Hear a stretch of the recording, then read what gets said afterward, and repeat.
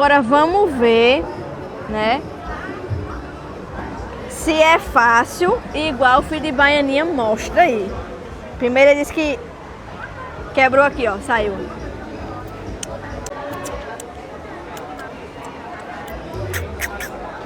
Tem que fazer, né? O chupadinho, ó, pegou aqui. É que tá quente. Aí ele disse que tem que fazer assim, ó. Puxar aqui, ó.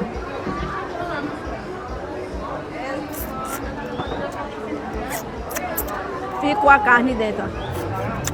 Aí diz que tem que fazer assim, ó, de levezinho. Pra não quebrar o dente, né? Ó aqui, ó. Ó a carne aqui, ó.